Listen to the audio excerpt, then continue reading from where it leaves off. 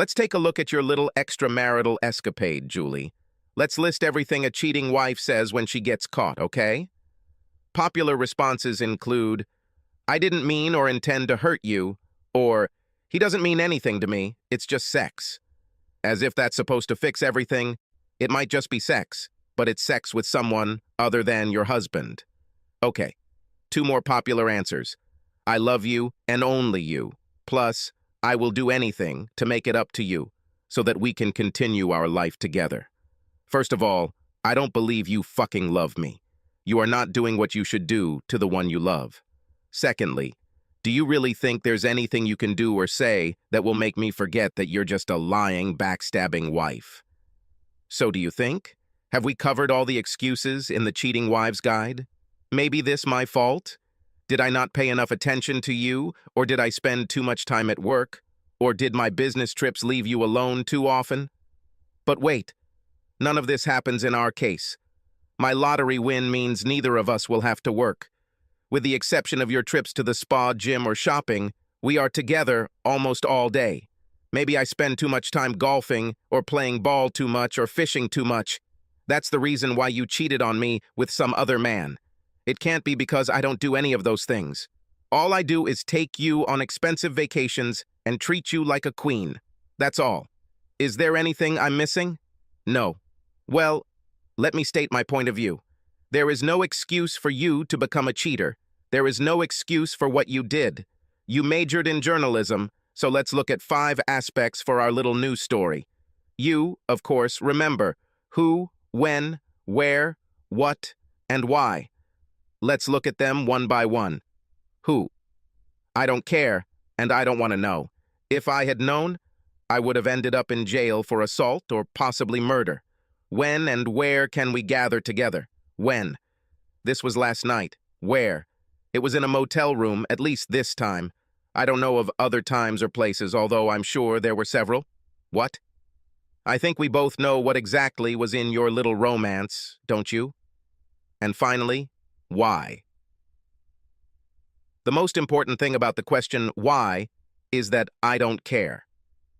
I don't care why you had sex with an asshole or whether they were assholes. It's enough that you did it. How did I know about this? It wasn't difficult.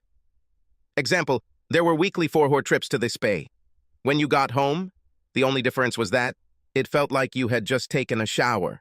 Your hair wasn't done, your nails were the same as they were when you left, and you were too tense, hardly after the massage.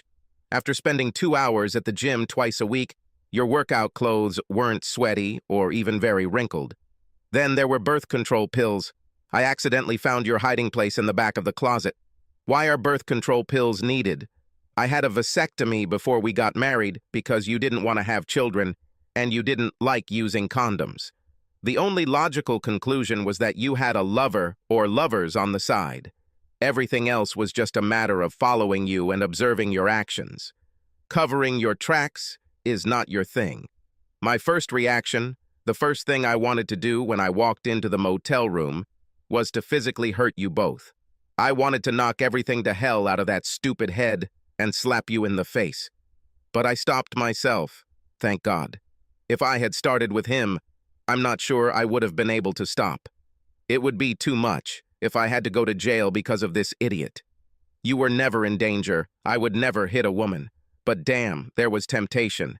Kicking his ass and slapping you would hurt both of you, at least physically. But it wouldn't make you suffer the way it hurts me right now. So here's the thing. Pack up your junk and leave. Go away before I forget that I don't hit women. Don't call me, don't leave messages, don't text me, don't try to see me, lose my phone number, forget where I live, and forget you ever knew me. There will be no conversations, no marriage counselors trying to justify why you behaved the way you did and help me get through it. No discussions or therapy to help me forgive you, because I can't and won't. The divorce laws in this state are as big a piece of crap as you are. We are a no-fault divorce, so no matter which partner screws up or how badly, they still get half of it. There are several states in which I could sue you for breach of contract. I wish we could live in one of these. Oh, I could sue your lover. He hasn't worked for the last year. I'm guessing that's how long you spent my money on him so he could get used to the lifestyle he wanted to lead. You get your share of everything in the divorce. Maybe this is what you wanted all along. I really don't mind if you get half my money. I'll still have more than I can ever spend.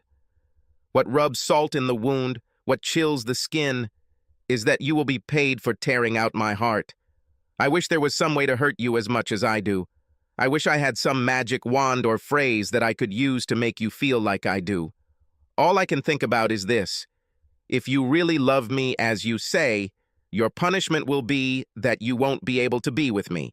You can spend my money, but you will grow old without me.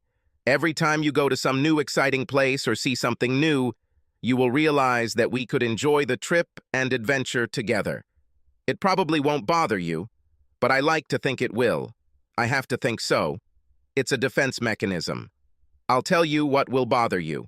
When your actions are made public, and they will be made public, I will make sure of it, your reputation will precede you.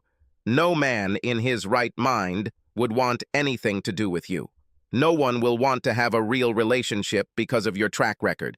You will have to go through life alone, or with men who only want to use your body or my money. One last thing. I wouldn't count on dealing with that piece of shit you cheated on me with.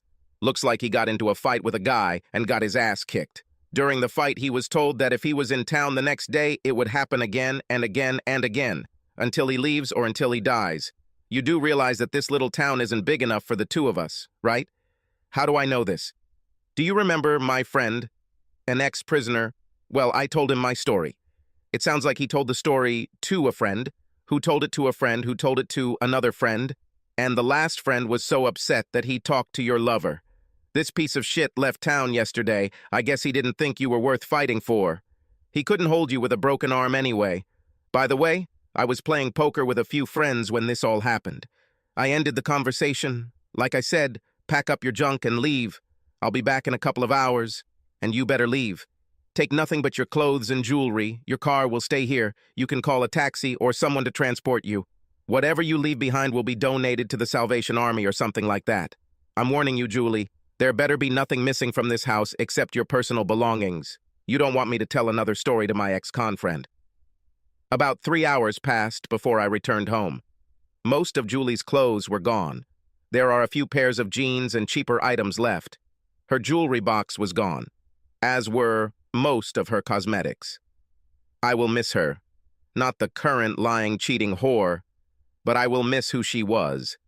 She was a beautiful, sexy, powerfully built blonde who liked to loom over me. We had a good time together and the sex was outstanding. She embarrassed me sometimes, but she really made me feel good. I decided that my friend Jack Daniels and I needed to have a heart-to-heart talk. As I poured my first glass, I looked ahead. I'm not going to roll over and die, and I'm not going to do anything stupid like turn into a drunk, but I'm going to be sad for a while. I poured another glass, took a sip, and then decided to pour the rest of the bourbon down the sink. There is no need to move there, I thought, and then said out loud, "Life goes on!" Subscribe to our channel so that your second shaft doesn't cheat on you, and go ahead and listen to the next story, because this story is nothing compared to the next one. If you're under 18, don't even think about listening to the next one.